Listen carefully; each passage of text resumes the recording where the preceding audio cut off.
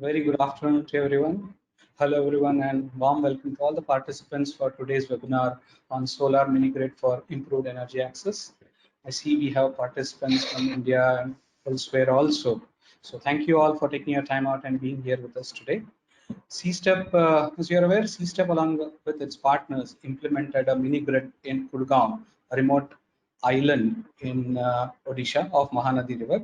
So today in this webinar, we'll be hearing about the following on the smart grid implementation and its impacts, and also on the CSTEM tool that we have developed. It's a Techno-Economic feasibility analysis tool, an open source in-house developed by CSTEP to do analysis for solar power plants. Also, I would like to bring it to the notice of all the participants. During the webinar, we have a few poll questions, and the participants are given a short 20-second window to answer. Uh, it's a quick thing, and couple of questions we have where the participants can echo their views. So to begin with, I'll request our Executive Director, Dr. Jayasindhi, to give the welcome address. Good afternoon, everyone. I hope you can hear me. As you know, the Center for Study of Science, Technology and Policy has been at the forefront of working in the area of renewable energy. I would want to extend a warm welcome to all of you with regards to our work, and this is one of our works in the areas of mini grids. And to that effect, I would like to extend a warm welcome to Ms. Stephanie Jones, who is the Program Manager of Energy Program at the Good Energies Foundation. I would also a warm welcome to Dr. Ashok Das from Sunmoksha, who are also our partners on this project, and to all the other people in the audience who are interested in not just the perspective of renewable energy, but also the idea of mini grids and the broader question of development. And that's where I would like to spend a few minutes to just talk about. We have traditionally always been looking at how energy is the source for development and has been the source for development for most of the nations across the globe. We have always been focusing on this increasing energy for development. However, due to the realities of global warming and the issues of greenhouse gas emissions, we have to start thinking in a slightly different manner. We have to leapfrog, as in India or in developing nations, we have to leapfrog the mechanisms that were used for development in other nations. We have to leapfrog into using more renewable energy and think about new ways in which this energy can also be delivered. We have always been thinking traditionally in the form of the grid-focused energy, where the grid supplies power to every household or every individual, and we've been struggling as a nation to do that. There has been a lot of focus for power for all. We have been looking at electrification of all our villages. There has been some success in these, but at the same time, the question that we need to start asking is every individual or is every household getting adequately electrified? And that is very much reflected in the government's plans of 24/7 power for all. The idea is that there should be abundant or adequate power for all. To that effect, I think we need to start thinking about various mechanisms in which we can deliver power, sometimes to these far-flung villages, as will be spoken about in the project today. And I must commend the team here, not just the CSTEP team, but also the team from Sunmoksha and our partners. And I would also like to include the team of people from the village of Kudgaon in Orissa that became part of the process. They were important stakeholders. They became part of the process. And I congratulate them on the ability to actually think about these systems. And I feel it is a fantastic project, a lot to learn from.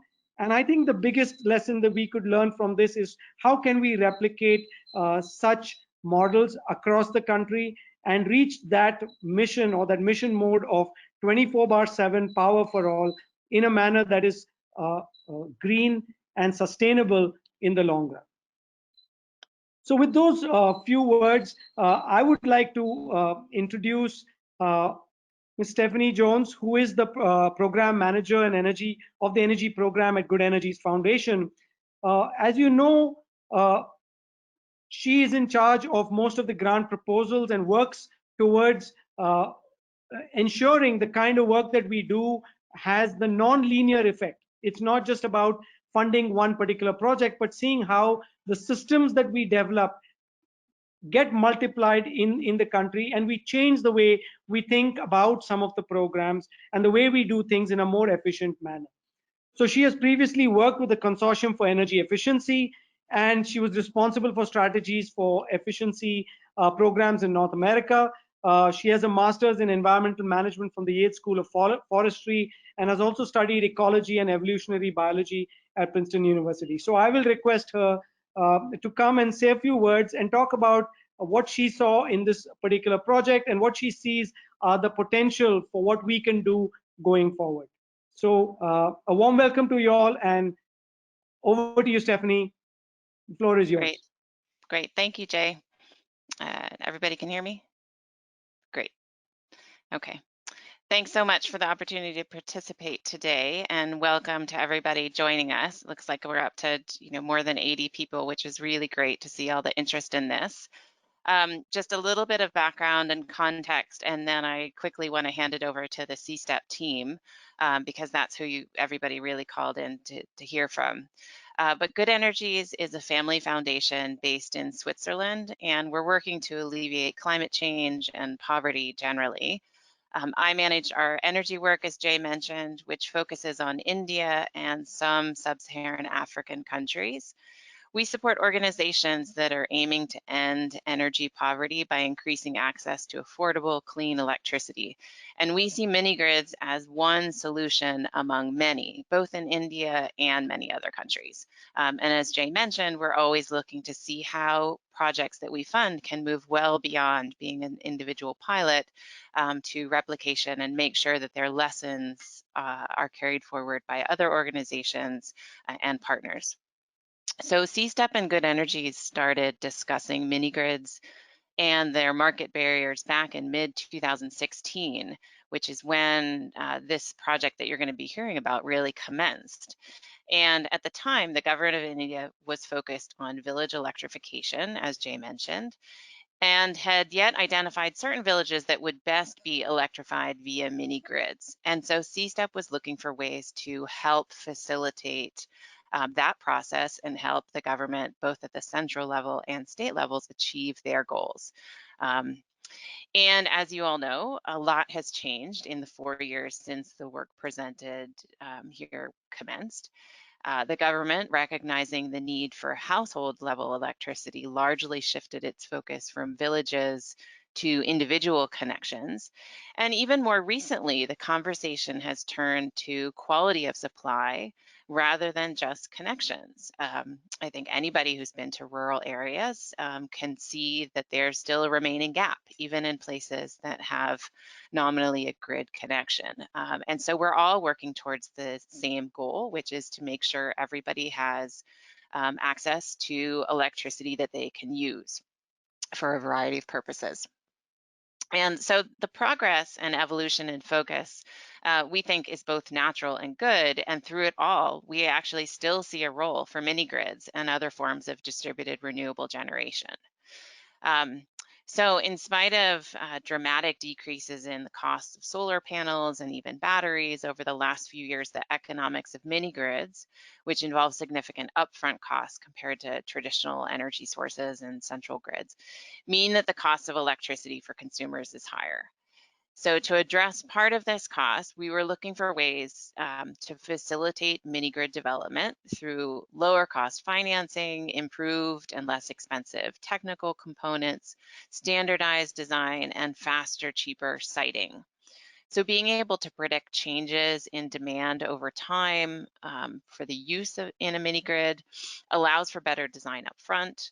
Understanding the local setting, from installation levels to existing businesses to potential new appliances and demand, are all important for design and growth planning for mini grids. So these and many more were some of the factors that CSTEP had in mind as it planned development of the CSTEM tool, a tool that we hope should make mini grid siting and design easier and therefore faster and cheaper. Given the dramatic changes in the operating environment since 2016, there's still many open questions for our community on the role of mini grids in India. And we look to those of you who have joined us today to help explore how this CSTEP tool can be used to advance the energy transition in India, both to increasing renewables and to making sure that all people have access to affordable, reliable, useful electricity. There was good news just a few days ago that in August, 34% of India's electricity came from renewables, but we still need to make sure that people aren't getting left behind in this great transformation. So I really look forward to hearing from the CSTEP team about the tool they developed and the test mini grid, which was set up using the tool's help.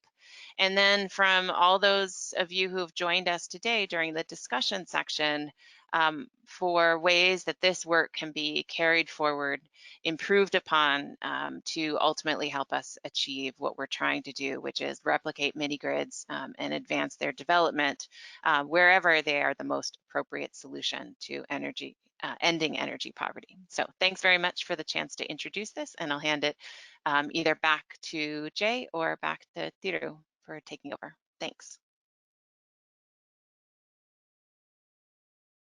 Thank you, Stephanie. That was great. Thiru, all yours.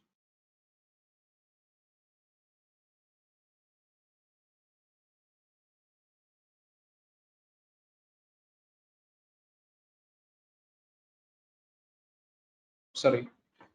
Thanks, Jay. Thanks, Stephanie, for your comments. Yes, indeed, the quality of power supply has been a challenge, and probably we never know, microgrids could set the pathway for providing reliable power at the end. So continuing next on the agenda, we have a short video on our experiences and our learnings and the impacts that we were able to see through the implementation of this plan.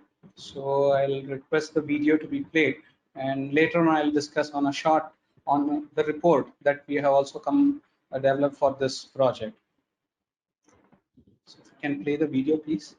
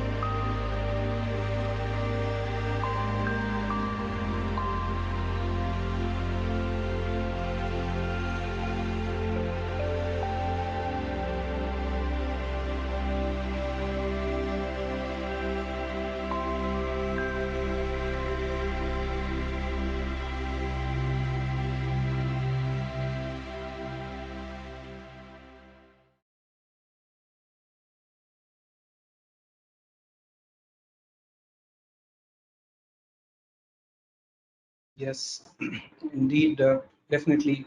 We have seen energy access can transform lives, and we are eager to see how this one-off can be multiplied and see clean and affordable energy can make a difference. So we have attempted to capture our experiences in a form of a learning experiences from this project in a report, and also the report now can be accessed on the handouts on the GoToWebinar link that will be shared with you. So I would like to just talk a few words about this report and then hand it over to the other speakers to share their experiences, particularly on the technology front and also on the CSTEM tool. So as Dr. Jai mentioned, yes, this would have not been possible without the Kudgaon community, the actual stakeholders of this work, and without their support. And of course, thanks to Good Energies and Sunmoksha, CSTEP, along with its partners, was able to successfully build and demonstrate a solar mini grid. Going to the next slide, this is what we sort of broadly this report covers about, starting from right from the site selection to the impact assessment. So initially, when this project was conceptualized, the Saubhagya scheme was also parallelly announced in some later, around 6 to 8 months once this project was started. So it was a sort of a challenge for us to find these kind of villages where absolutely no electricity or grid supply would not happen in the next few years. So there was a tremendous effort for us to find certain villages. We visited a lot of villages, did a survey with in villages in Maharashtra, Bihar, Madhya Pradesh, and Odisha also. Finally, we were able to, thanks to the Odisha Energy Department, we were able to identify this remote island village, which is off the river of Mahanadi. So once the site selection was completed, then we started to look at what will be the right size for this kind of a landscape. Kudgaon, as an island, is roughly around, if I'm correct, 600 plus acres of land with plenty of water all around it, and river water, good for agriculture, but still with a lot of challenges. So then we looked at the survey, sort of captured all the aspects related to then in the so sorry, slide back. Okay, this was a life at Kudgaon when we looked at. I mean, people were using kerosene lamps and they were hardly spending around 120 or 150 rupees on their daily, on their expenses for their monthly expenses on energy, and kerosene and firewood are the only sources. And there was a hand pump or thing which was basically run on diesel. So it was a totally different aspect altogether, and we did a thorough survey to look at the aspirations for electricity, the willingness to pay, and also the aspects of entrepreneurial opportunities that could exist for these villagers to build, having a lot of agricultural farms and whatnot to take up things to the next level. So with these things, we also later on partnered with Sunmoksha, and they it was a challenging or a sort of a daunting task also during the construction, because this island had a sort of a mud road which was sort of connected to the main island in certain sense, and commuting this island was very challenging, as you'll hear from the later speakers. And construction was also delayed due to flooding and whatnot. So we have sort of shared our experiences and looked at in the sort of challenges to overcome this and build this power plant. Finally, we have also captured the aspect of livelihood improvement that has impacted in these places. So we did a sort of a pre and a post survey of this power plant to look at education, safety, the indoor quality of life, social aspects, the agriculture opportunities or the entrepreneurial opportunities that exist, and also interestingly the migration patterns. So it was interesting to note that the post survey there were people who wanted to migrate back to the village because of the job opportunities that existed there, or even other entrepreneurial activities that could be taken up. All these things have been sort of in a manner has been captured in this report. So as you can see in the handout of this in your control panel, you can access this report, and also this can be accessed on the CSTEP's website, which the link will be shared soon here down. So, well, this was one off, but if you want to replicate, what next? So we also looked at developing a computational tool, an open access computational tool to examine the techno-economics of mini grids. We had some experience in building for the larger power plants or the utility scale power plants as they call it. So then in coordination with Sunmoksha and their inputs, we built this next set of tools on the mini grid, which can be looked at both for off grid and also grid connected mini grids. So this model is the based on publicly available data with the radiation data, and also the economic models has been sort of taken with respect to the government and the policy norms that exist. So we have developed this tool, and where my colleague will later speak about this with further features and also provide a demo on this. So this is a quick snapshot of the report. But before I hand it over to the next speaker, I would like to just introduce Dr. Ashok Das, who has been our partner and who's been the technical and implementation partner. So Dr. Das is founder CEO of Sunmoksha, and he has decades of experience in the semiconductor equipment and clean technology space. So he has been active in developing the entrepreneurial ecosystem for clean technologies across India. He has been associated with this rural development and the socio-economic area for quite a long time, and using his technical skills also, he has developed a sort of state-of-art nanotechnology, smart grid, nanogrid, and also smart aquanet technologies. All these things have been well recognized, and he has been also received awards. So we have also implemented the smart nanogrid technology in this particular tool, which enables more remote access. So without any delay, I would request now Dr. Das to share his views and experience on this project. Thank you, Thiru.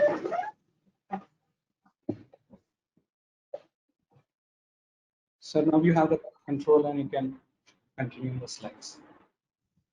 I have the control. Okay. Yep.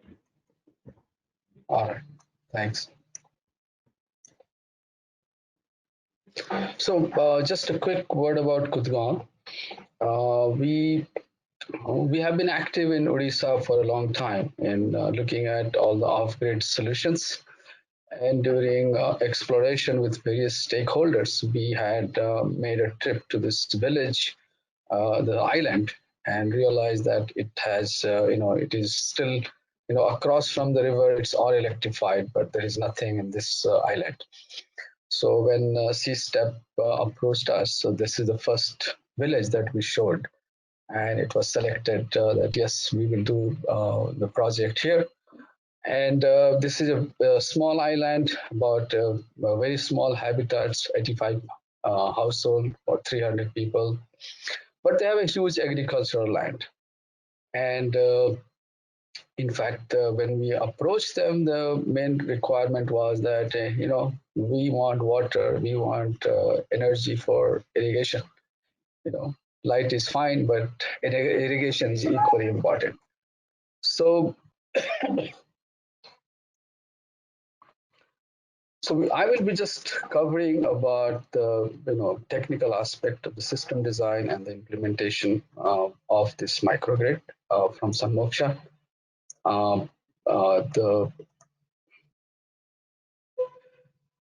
So it's a 19, after we looked at the load variations, load profiles, and based on the requirement for the load, as well as a budget for microeconomic loads or productive loads, the 19.5 or 20 kilowatt system was designed with enough battery to power them all throughout the night, along with the street lights and home lighting system, plus TV, entertainment, whatever the homes need. So that, and of course, 25 kVA PCU to support this system. We have implemented the smart nanogrid technology here. So smart nanogrid, we had developed, the development began in almost about 2013, 14. So it took us a couple of years, and we first implemented it in another remote village in Odisha, Chotki. And so Kudgaon is our second implementation of smart nanogrid. And it's basically, we have used all the IoT, machine to machine and cloud interface and universal protocols to set us a network of meters and sensors to get me real-time information, as well as, more importantly, control and manage the loads. So scheduling, management, dynamic management of load, all of these are part of the solutions that we developed. Dr. Sharan is in the audience today, and I must say that a lot of this has been inspired by him. We worked together for a long time, and this entire requirement and development has resulted from the half a decade of experience in the village for us. Of course, we have the idea is to deliver the right quantity of right amount of energy at the right location at the right time and at the right price, which is important. So how do we bring the cost of operations, cost of systems down, is also one of the key component of designing this whole smart microgrid. As mentioned by Thiru, we have received multiple awards for these solutions that we have developed. With the recent one being from ISGF award, and that was actually for this Kudgaon project that we did. During the implementation, as you know, this is a very remote village. Taking a team there is itself a big challenge. So we, like any other villages, we have deployed a lot of local resources to get as much work done locally as possible. And whether be it panel installation, of course, our engineers were there, or the transmission and distribution line setup. As you can see that during the project from July to October, the project had to be halted because this was completely flooded and we could not transport any of our materials into the village. So half finished, we waited for the monsoon to be over and this road to be rebuilt so that we can transport our equipment to the village and finish our installation. So what came out is essentially the smart nanogrid. As you can see that the household is very, in a small region, and the vast region, the rest of the vast region is actually a fertile land, which is owned by these villagers to do irrigation, but only a portion of it is being irrigated, that too during rainy season. So there's a big need for irrigation here. And I'll tell you what all next steps we are trying to do, because bore wells don't work here. We tried to put up a few bore wells, but most of the bore wells fail because this is because of the sandy soil. So now we are trying, and we have developed a project to try, to pump the water lift the water from the river where there is a constant source of water to the island and then distribute it. We have enough power available. Now we need to just make sure that the water is also available. As you can see, the life changes completely. So far, the change has been on quality of life in terms of safety with street lights and home lighting. Amenities, many people have, not only TVs, but even have coolers in their homes. It's a very hot island. So depending on their, financial status, we have multiple kinds of equipment in this village, and everybody is charged for whatever they are using. So it's not a flat rate or free electricity, and that is encouraging to see that people are willing to pay for these things. Some of the livelihood has been also impacted, like there was a kirana shop, and then now there are a few people who are trying to set up micro enterprises, oil mills, processing centers, etc. So that has been the primary, now post installation, the key point that I brought about is that how do we keep on maintaining it? How do I keep on supporting it, such a remote village? So that is where the technology comes into picture. And on one hand, either the villagers can use the system. They don't have, we just give them a minimal amount of training, and they also work with us during the installation, so they become a nice operator there. And very simple operation, local youth is employed. We prefer that we can find some women to run it, but if that is not possible, if that is not available, then we definitely choose anybody who is willing to go and run this system. And then we have ongoing, online or remote support from our team, which gets the data from this village into the cloud. And this data is available to everybody. CSTEP has been accessing this data. We have been accessing, and we have been trying to troubleshoot things remotely for them.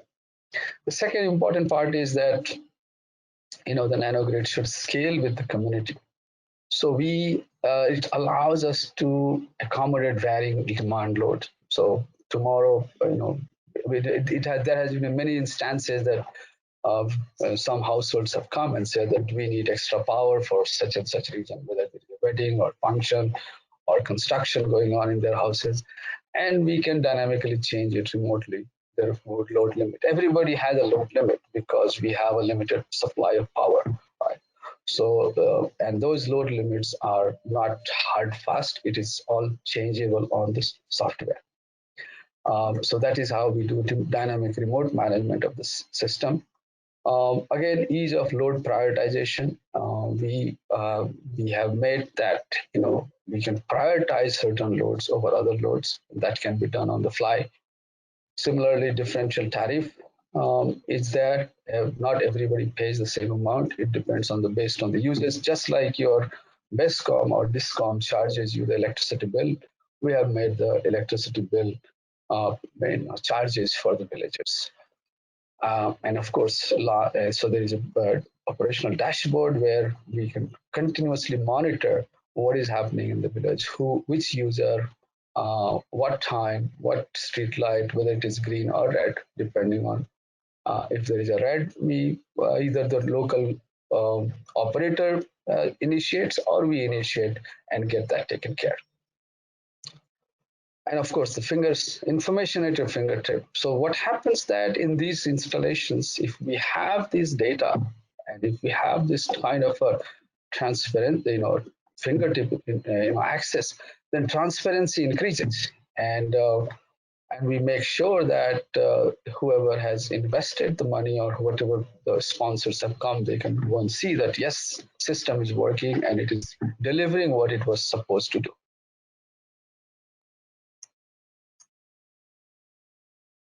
As I said earlier, so we did win the highest award for the best smart grid technology by best smart grid project by a technology company. So that it was a diamond award, and it's a proof and validity on the way that yes, we are on the right path, and the smart microgrids are the way for the future.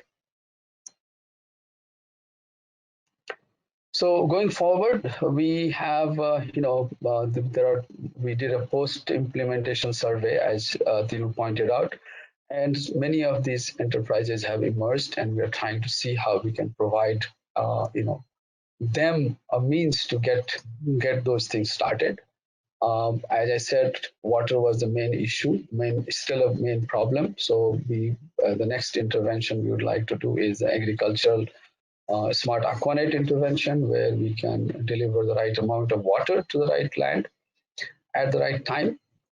And many of the youths have started, one of the youth wants to do multi-purpose machines, milling machines or drug grinding machine. Similarly, it is a very good location for vegetables and mangoes, big fruit orchards. So for that, there is a plan to put some cold storage there to add some values, and eventually develop a microeconomic zone. And what is relevant for the current situation is that due to COVID-19, a lot of migrant workers have gone, and now we have just interacted with them, and they have shown interest to start a business there now that they have power. So definitely a right path we are on in the village, and the development will eventually take place. So that is the focus that, just one slide on how we work. So Sunmoksha basically focuses on creating livelihood opportunities. And once again, this has been the goal from the very beginning, that how do we address SDG 8. And SDG 8 came later. We started earlier on livelihood and micro enterprise creation. And keeping in mind also that we need to bring gender equality. So everywhere we go, we make extra effort to make sure that gender equality is there. And our focus is primarily based on food, water, energy nexus. That is where the entire village economy revolves around, leading to sustainable production.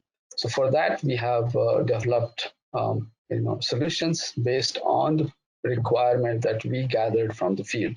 So these developments is not that we have just sat in the thought about it and made it and now going to market.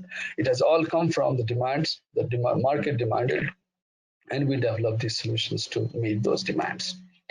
Of course, all these solutions and our whole principle is anchored in the people, planet, and progress, and people, planet, and profit trilemma, where we need to take care of the SDGs 13, 14, and 15. We believe strongly in partnerships. So we have local partnerships, whether it's with the villagers or with the global partners. Together, we can make it happen. And eventually, we would be able to achieve equality and sustainable communities in the villages.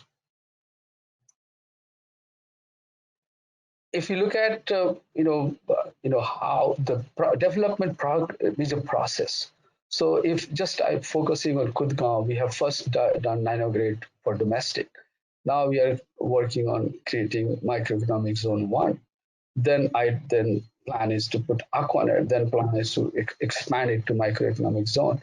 So it's a stage-wise process where you don't have to do everything at one time. The community can evolve, and the community can start to grow with the various kinds of value propositions that we provide to the village. So that is the whole model that we have been working on, and there are other and it can vary anyway. It could be that Aquanet comes first, then MZ, then Nanogrid, or Aquanet comes later, or Nanogrid comes first. It all depends on the village and the situation. So this is sort of what we believe in, that the transformation is the village can be transformed and it's a journey. So in Kudgaon, the journey has begun. We have started to do some economic activities. The next will be to put some Aquanet, put a lot of focus on agriculture. There's a good potential, so we are going to work on that, and then eventually evolve the smart microeconomic zone, which is nothing but a hub for economic activities for the village, with a market linkage to get the products out. And we are always, this is our philosophy. We are guided by the Pura concept of Dr. Kalam. So Smart Pura Village is our aim, and only through that we hope and we believe that we can achieve Gram Swaraj that we have been talking for a long time, but it needs to be achieved. Thank you. Thanks. Thanks, Dr. Ashok, for sharing your views and also on the technology. Definitely, yes, technology can be an enabler, and technology solutions are needed going way ahead. So, talking about technology, I would now request my colleague Harshad, who has been instrumental in developing the CSTEM tool at CSTEP. So, without further delay, I'll request Harshad to present and also give a demo on the tool CSTEP. Over to you, Harshad. Thanks, Dhiru. So before I start my session, I would like to I would like to engage the audience in a quick poll, just to see, we are very curious to see what your feedback would be. Sandeep, can you please share the first poll?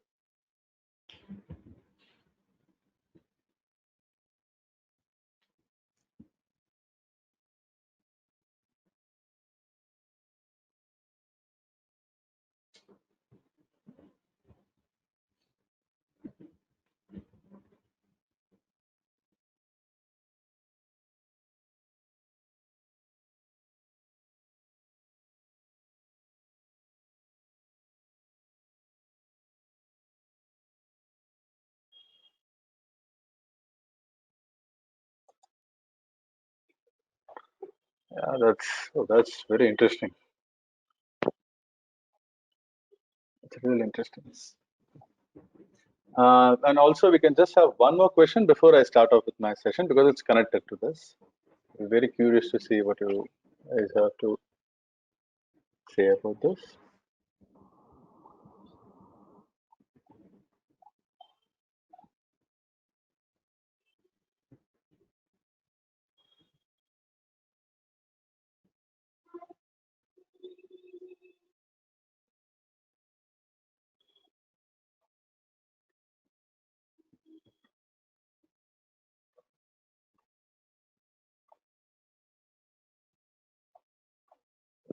So reliable power wins. Okay, that is indeed the big issue. Anyway, thanks audience for such nice engagement, and thanks for us to let us know what is the priority that you feel in this particular area.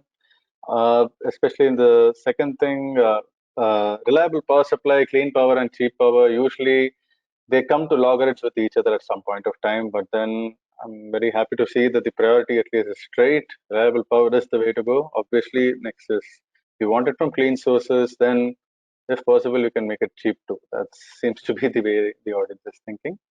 Thanks for that. So, without much further ado, I would just like to start with my presentation. So, moving on. So, the CSTEP Solar Techno-Economic model for photovoltaics. In 2016, CSTEP was part of this Indo-US joint project where we worked with a lot of universities from India and USA and a lot of companies. And in that project, we had the opportunity to build one web-based tool called as a CSTEM PV version 1, which catered only for assessing the techno-economics of utility scale plants. But later on, as we kept thinking about it, and during that same time, there was a draft mini-grid policy that was released by the Ministry of New and Renewable Energy. That got us thinking, like, how can we come up with a holistic solution?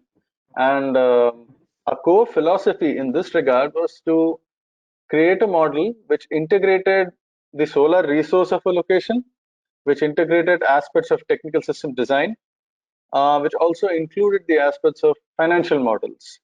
Already we tried to capture this in a version 1, but what we wanted to include mini grids too, because only then the solar ecosystem becomes sort of complete. And we wanted to make a very India-centric model. Process engineering models were customized for the Indian conditions. They were built at CSTEP, of course.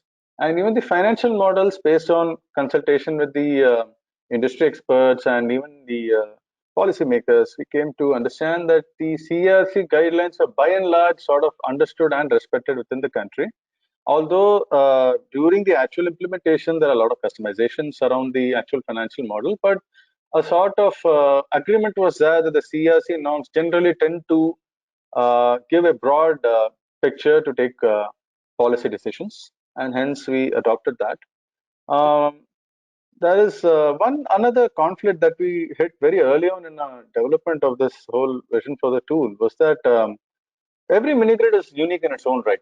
I think even Dr. Ashok Das can corroborate on that. Every mini-grid is unique in its own way. It has its own set of issues, own set of challenges, and whatnot. But when we are thinking about a policy sort of an analysis, policy sort of a view, we need to make sure that we bring in the broad strokes together and try to give a uniform sort of a metric to take decisions at least. But that doesn't mean we have to compromise on the actual subtleties and nuances that make it so different, that make each mini-grid so unique. So that was one thought that we had in mind. Another thought that also we had in mind was that with greater detail information, greater detailed data, we can definitely build detailed models. But not all these detailed data are available in the public domain. And sometimes you may also be bound by non-disclosure agreements or restricted sale agreements for not putting out this information. So, but at the same time, the policymaker wants a view of the what can be done throughout the country. That's what he would ideally like. So, considering all this, CSTEP took a decision to build a model which was grounded in public information and which was openly accessible to anyone. And it will be evolving from time to time based on the feedback that we get from our users and even our stakeholders. We will keep trying. We will take every effort to keep this model updated and give it back to the research community and even the generic community in too. So that was a core philosophy when we thought of building a tool. And of course, this project was a very good experience for us to understand that. It made us understand about the nitty-gritties of the ground realities that Sunmoksha faced, which was communicated in great depth to us, but also made us realize that where we had to draw a line to make it relevant for policymakers to make quick decisions, at least a pre-feasibility sort of decision. Obviously, when you're trying to put up a plan, you would set up a plant in a much more detailed fashion, but to quick decisions, we had to take certain what factors are the most important, what parameters are of genuine interest and whatnot. So with this sort of philosophy in the mind, we built a tool. We identify to cater to these three stakeholders: researchers, industry trackers, and policymakers, so that they can do a variety of assessments based on their areas of interest. Researchers are generally interested in understanding what is the spread and availability of solar energy across the country. How do different technologies compare technically and financially? And what is the impact of various site parameters, varying weather data across the country. Industry trackers, they usually, we have been also approached by a couple of industry officials where they were interested in expanding the green energy portfolios, and they wanted to get a quick understanding of what the techno-economics look like, considering the vagaries of the weather within the country and whatnot. And of course, policymakers, they are very keen on understanding what is the effect of subsidies, what about the viability of tariffs, what sort of benchmark tariff should be kept in mind while assessing these systems. And also, where can you shed large plants within the country, and where can mini-grids can actually provide that extra effort to provide energy access, and also, of course, enrich the social standing of the people, and also kindle that entrepreneurial spirit within people. With these sort of things in mind, we CSTEP built a model. We validated our model based on at a minute-wise resolution based on some plants in Gujarat. The model that was compared with the actual generation data of a plant in Gujarat, and further, it was also compared with outputs from the Enel solar radiation data. We found that the error margin that we received for a spatially and temporally coincident data at a minute-wise resolution was around 6 plus or minus 6% and 7 plus or minus 3% respectively, which may bring up some uncertainty when you're setting up an actual plan. But for a pre-feasibility analysis and for taking informed decisions, these things can still be serves as a decent margin to take up the results of the model that we have considered. And also, this work also has been published further. I request my colleague to please share the link to the audience. They can definitely check that. It will be also shared as a handout. This particular working paper. So the conclusion of this work was basically that in absence of spatially and temporally coincident data, which is usually the case because most of these data sets are paid data sets. In absence of that, the Enel TMY data can serve as a useful choice. And considering this conclusion, the team at CSTEP, we built an enhanced power plant model, and we used this Enel TMY data at a 10 kilometer cross 10 kilometer resolution as the base weather data set for the solar tool that we are about to see. And further, since the context of this presentation is mini-grids, I'll just run through what exactly we do on this tool, and then I'll give you a demo of the tool itself. But I would just like to inform the audience that the tool can also do simulations for utility scale plants. It can do build assessments for utility scale plans, subsidy analysis, etc. For mini grids, it can do the basic viability assessment, effect of feed-in tariff, and also the effect of subsidies for the tool. So broadly, what we do is you can choose any location within the landmass of India, including the islands. In case of mini grids, the demand data is considered as an input, and then based on the demand data, the PV plant size is sort of reverse calculated, and that can further, the user is given a provision to make changes to it based on his needs, and then the user is allowed to choose what sort of technology options he is looking at, and finally considering the cost details and the financial metrics such as term loan details, etc. The techno-economic assessment is simulated. And once the simulation is complete, you get a quick summary of what your whole plant of interest is going to provide.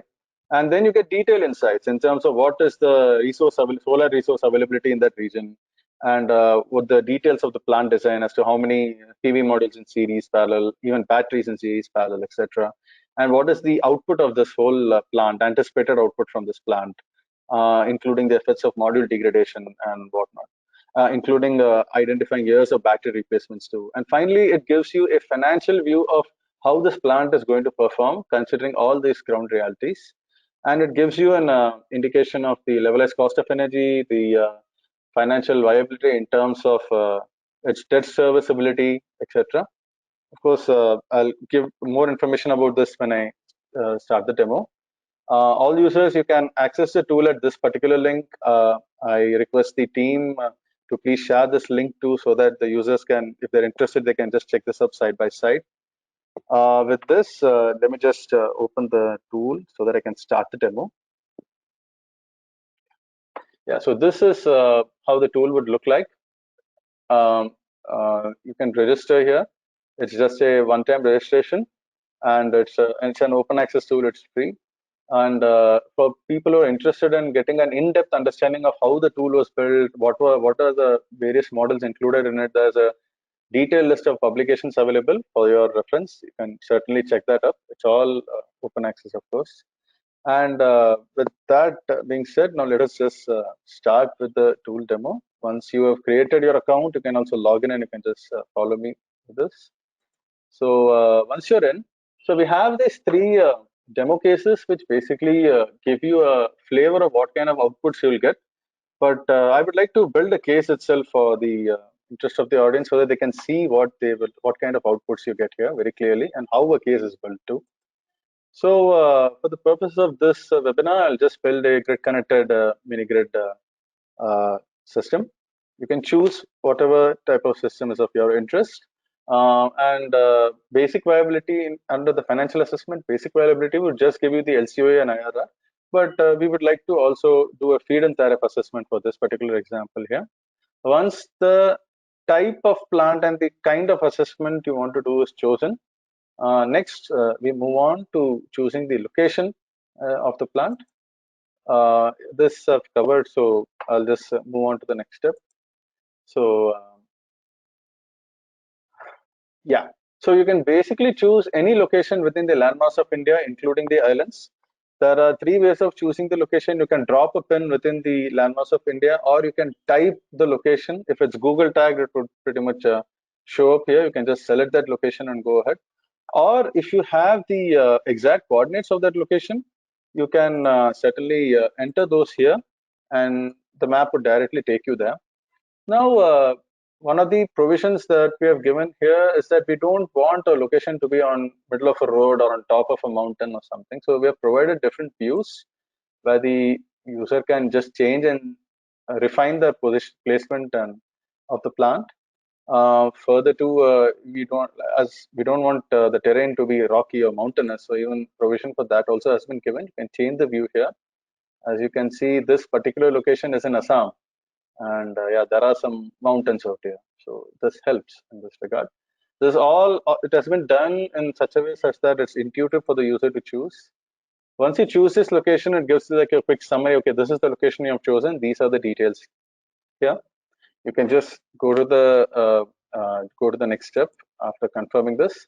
So since this is a mini grid plant, we get an option of including the demand profile. Now, for the purpose of this tool, we have just requested the user to give a representative 24-hour profile, which is sort of which is a daily profile, 24-hour profile, which is replicated for throughout the year.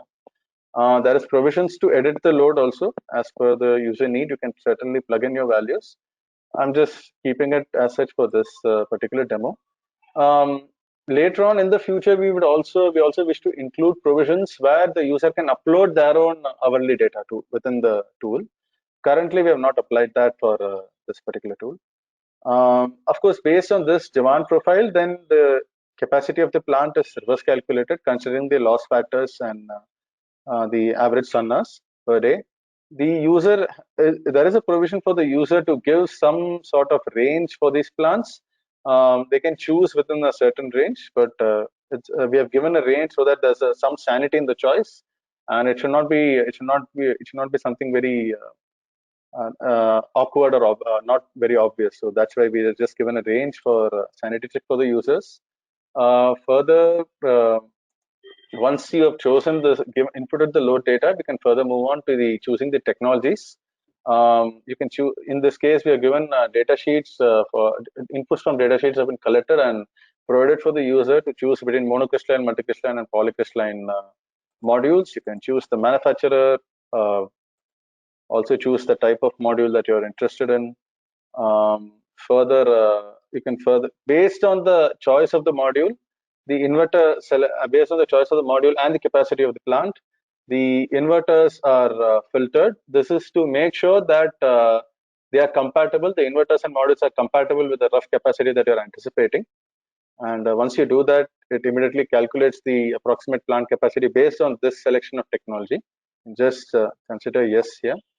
And then we can give a time window for battery operation. And for our particular case, we can try 6 to 6 in the night. Yeah.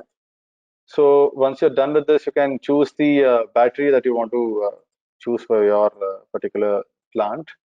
Once all these details are given, you can further make adjustments to your array structure. Some default numbers are already provided, but if you want to customize your setup, you can certainly do that. Tooltips too have been provided at the regular intervals so that the user can learn as well as work with the tool side by side. They'll also guide the user step by step and give them appropriate context as to what means what. Further, the costing has been considered as per the CST norms, as mentioned earlier. All these are all guideline numbers. Certainly, the user can plug in their own numbers to check the costing of their case and see what is the effect and how the Techno-Economics work out. Ranges too have been provided to maintain sanity within the tool. These are all there for user interest. And finally, for this, operation cost has also been considered here with the annual escalation rate. For this particular example, I would like to give a subsidy to it. Now, the role of subsidy has a dual role. You can either check the viability of a subsidy by plugging in a number like this, or you can check if you can bump down your cost by a certain margin. You can check what is going to be the effect of that reduced cost. How much does your LCOA go down? You can use it's a single point which can use for dual function. So just wanted to indicate that to the audience. You can give a feed-in tariff that you have in your mind of your interest. And for this case, I'm just giving a 22 rupee feed-in tariff, which may be slightly on a higher end. But considering the location as Assam, where the solar radiation is not very high, we may actually have a higher LCOE in this particular case. And also the loan metrics are covered here. Interested users who want to customize more on the financial aspects, they can also try changing the tax norms for their interest. And they can see what is the effect of that. I'm just going to leave it as such for the time being. Once we have all these inputs, we just simulate the plant. Yeah, let's just hope that this works. Harshit? Yeah. Harshit, I will just also like to remind we are sort of 1 hour beyond this, we have started 1 hour and our schedule. So if you can quickly cover on the key features and aspects, we'll have adequate time for Q&A. Sure. Thanks, Dhiru. Thanks, Dhiru. So once the simulation is done, this is a quick summary of the plant. This is the location you've chosen. You get a quick view of what technologies have been chosen, the modules and whatnot. We provide a representative diagram of the system simulated, a quick snapshot of the different capacity, the battery size, the plant life, and the battery replacements and plant area and whatnot. And even on the costing fronts, we have given the different parameters here. So this just gives a quick snapshot of what the plant looks like, what the techno-economics of the plant looks like. Interested users can then delve into details to understand the in-depth variation of solar radiation. For the location chosen, it gives the variation of sunrise to sunset. Since this is a location in the east, you see a very early sunrise and an early sunset. If it was a location in the west, you would have seen a slightly later sunrise and later sunset. And the parameters are displayed at different levels, at the annual level to get a big picture view, and then at the monthly level to get a seasonal view of the parameters. Also at a daily level to get a quick view of how the subtle variations occur across the seasons. And finally, even we have even for the temperature and wind speed. Now, all the registered users can certainly download any of these outputs here by just clicking on this icon. They can choose the format of their interest and they can download these outputs too. Guest users will still be able to simulate build the case, but they will not be able to download the outputs. So this is just a feature for registered users. Once you have covered up with once you get an understanding of the solar resource, next we go to the plant design, which is again broken down in details. We talk about how many modules in series, how many in parallel. Similarly, we do it for battery sizing. And further, we find we have come up with a mechanism where we try to minimize the area utilization with minimal reduction in the energy generation. It's a trade-off because you have to operate your panel under no shading conditions. When you operate your panels, there is a trade-off between the area utilized by the plant and the energy generated by the plant. So we do a sort of assessment to narrow down the best no shading time window. And once that time window is finalized, we move on to the next steps. Once you get this, then finally, once the plant is sort of designed, and then we finally simulate the outputs of the plant. Just a quick point on this particular thing. Here we give an entire system flow where it starts from the total amount of aggregate solar energy that is received by the plant to how much is converted to the DC power, AC power, and how much is consumed from the grid, and how much is fed back to the grid in case of excess generation by the plant, and how much is meeting the load too. So all these are covered. Similarly, as indicated earlier, we have even a monthly variation of the generation, the daily variation. The simulation is actually done at an hourly level, so even the hourly output of the generation and the battery characteristics are built. Since this is a mini-grid plant, I would just like to show one particular thing here. So this particular graph basically gives a representation of how the PV plant, the load, and the battery systems engage together, and how each meet the load and how the power exchange takes place. This is a representation of that for different months. We have given some parameters which may be interest to some power system engineers. Also, since we have also considered module degradation, over the plant life modules do degrade, and hence the effect of that is also there not only on the technical output but also on the financial. So hence we've considered that and we have modeled that here. And factoring all this, even the battery bank replacements have been found. For this particular plant, the battery is not much utilized, hence the replacements are very less. Once considering once we have all the technical outputs, finally we go to the financial outputs. This gives a quick summary of what the capital cost and LCOE everything looks like. I hope the users, when they try with the tool, they will be able to connect to all this. Due to paucity of time, and I'm just going a bit fast here. We get a breakup of the capital cost along with the contribution of each component. Similarly, breakup of LCOE along with the contribution of each components. Subsidy analysis, as we did earlier, we also get an indication of that. I'll just like to show one thing here. Because of the effect of subsidy, we also calculate the difference in LCOE. This was a normal LCOE, and this is with subsidy or LCOE is reduced now. So these sort of assessments can also be done. And for people who assess the viability of the project and bankability of the project, we have also estimated the various sale of energy components, profit after tax components, and also your debt service coverage ratio. Generally, your debt service coverage ratio during the time of your loan is expected to be greater than 1, for this particular project. For all the years, it's greater than 1. Beyond this, there is no loan, so it's not applicable. But here, since it's everything is greater than 1, this is a viable plant, financially viable plant. So this was a very quick summary of how we do a simulation using the CSTEM PV tool, what sort of aspects it covers. I hope the audience would give a shot at this tool and let us know their feedback and what sort of improvements and other features they are interested in. So with this, I conclude the demo of the CSTEM PV tool. I think we have a poll after this, and then after that, I will give it to Thiru for the next session. Yeah. So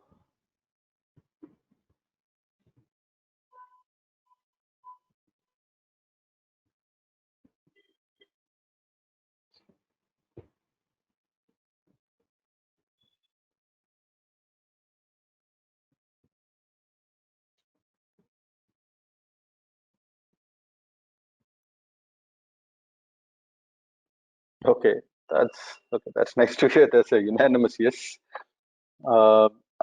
There's just one last question before I hand it off to Thiru so that he can go ahead with the way forward.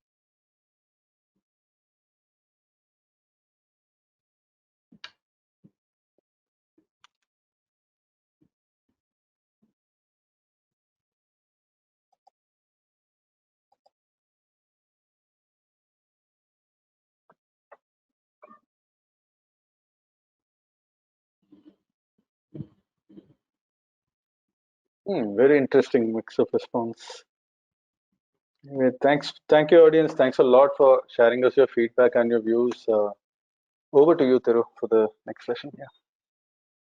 Yeah, thanks, Harshit. And I know we are running out of time, but we also thank the audience for patiently sitting with us on this thing. So, lastly, going ahead, I think these are some things we want to look forward in the mini grid part of it. Our goal is to look at how we can augment the current grid and provide reliable power using mini grids. Towards that, there are definitely challenges from various aspects, so policy, finance, or technology. So we have some of these questions that we would like to address going ahead on this, and also seek inputs from the audience and seek their views also on this, especially to see at what are the major gaps that exist to make these mini grids into the mainstream, especially now that the Saubhagya scheme has sort of put everything onto the main grid, but still there are issues how we can use these grid connected mini grids and what will be their role going ahead, especially the aspect of, as even Stephanie's talked about and other people have also talked about, the reliability of power. So can mini grids really push that aspect? Reliability, when we say, it's all about it's related to also the frequency or the quality of power also, not just the availability of power we are talking here. Especially mini grids has the potential to do that.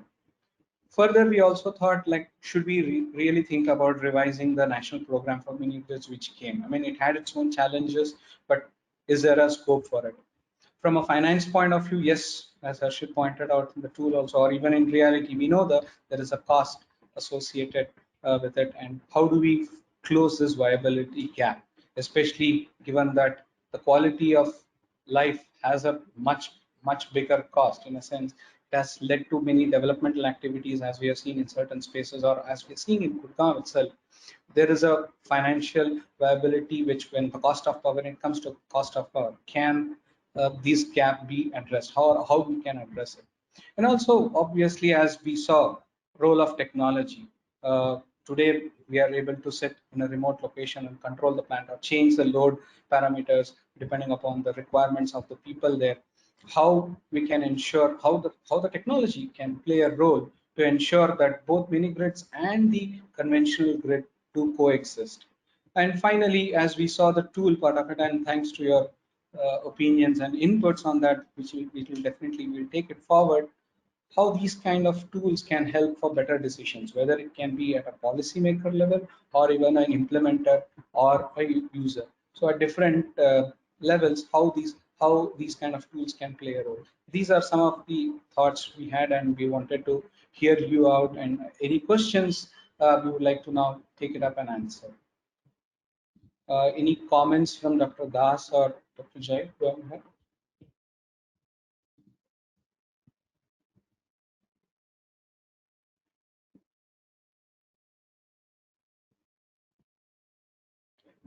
No, So I'm fine.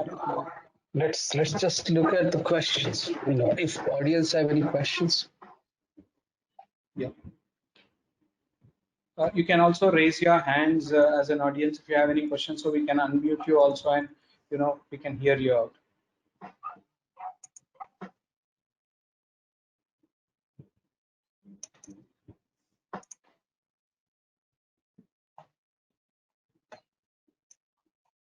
I think that thus there is one question for you, at least as I see it.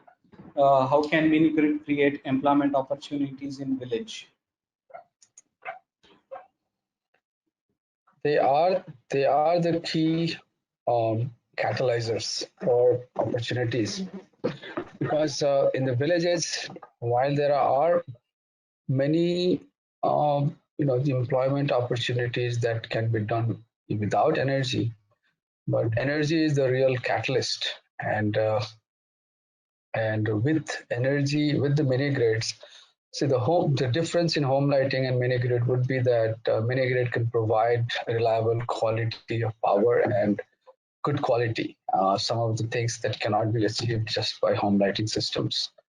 So, and mini grid is a shared resource, so it can be really the demand management, load management can be done to support multiple kinds of activities and effectively utilize the power generation. Um, so I think they are the key catalyst for all the, for micro enterprise and livelihood in the villages. Wherever we have gone, that is what we have seen. And, from whether when it began in Araria in Bihar long time ago, the focus and the importance of livelihood attached to mini grid is the way to get some success, to get the real success. So thanks, Dr. Das. I think if you can please unmute Mr. Hari Sharan, so he can ask his questions. I see a hand raised there. Yeah, if Dr. Sharan can comment, he's the, yeah.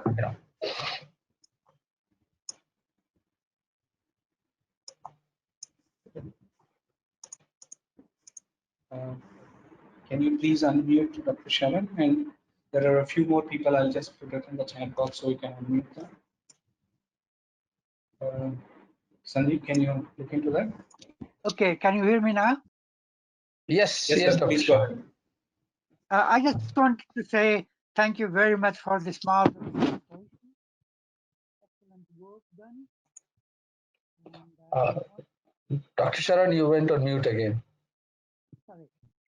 I just want to congratulate all of you on the work you have done. We cannot hear you. Sorry, can you hear me now? Yes. Okay. I just would like to congratulate all of you on the excellent work you have done.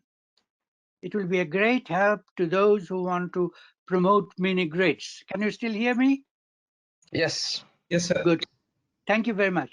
The only thing I would like to say is that we have really now to go beyond talking about the optimization of the mini grid. Technology today is not a barrier. We can always keep improving technology. Our main goal now should be how do we use the mini grid, the energy systems and the power systems to create jobs in the villages and accelerate the process of social and economic development. We would very much like to interact with whoever is interested in that, because there are some areas which go much beyond the optimization of the energy system. And it's a question of integration, it's a question of policy changes, it's a question of bringing in people who are prepared to promote energy systems and social and economic development simultaneously in a village. That's all I have to say. Thank you very much again. Congratulations. Thank you, Dr. Sharan. I think that is the right message, and we need to move. So technology has improved; it has come to a long way. but now it's time. Now it's the question of how do we take it to many places that it needs to go. Yeah, I think we have our next participant. I think Mr. Rajendra Nadig. He has a question, I believe. Can you please unmute him, please?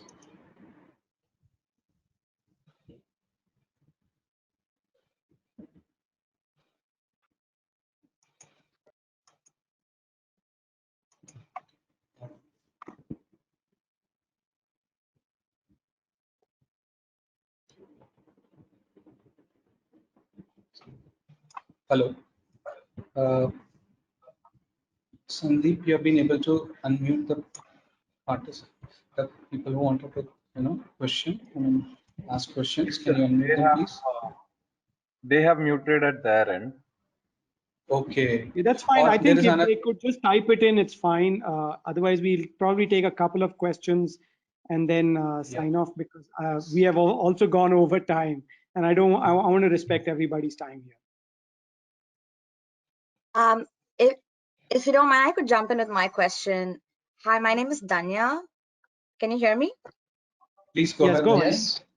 Yes, this is wonderful. So I'm working with a fishing community in Chennai, India, and I was wondering if you have worked on projects that integrate mini solar grids with also Wi-Fi access, because during this time of COVID, when everything is moving long distance learning and long distance livelihood, etc., it's become hard for informal settlements to integrate and transition quite easily.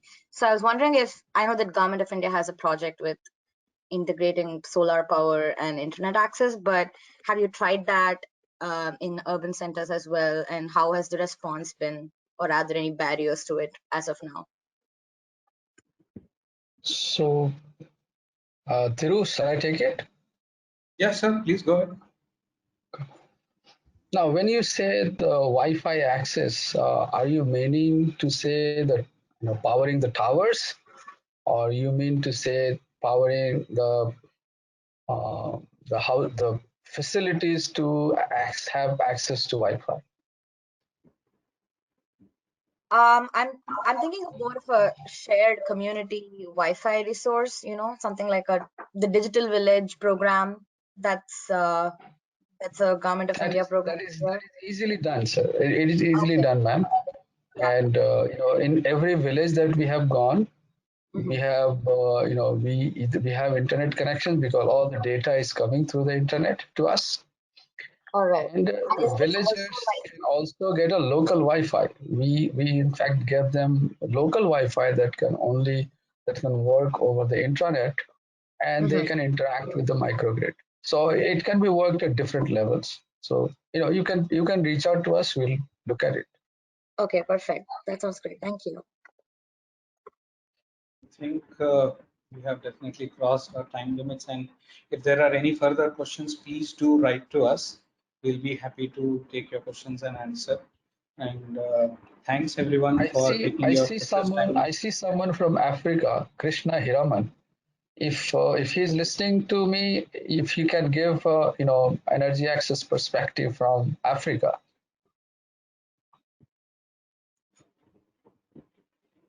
Krishna Hiraman, if someone can unmute him. I think, sir, some of them, they are not connected to their audio. That's looks fine. like, Yeah, but I think they have raised their hand. That's fine. So let's go on. It's been the problem with the other participant also. Unfortunately, we couldn't unmute them because their audio might have not been connected, or that's what the team says to me. But I think we'll be happy to take these questions and their viewpoints on this, as we said, going ahead, because there are many other things also to be answered while to make mini grids a success, and especially from the point of view of not just reliable power, but providing, as Dr.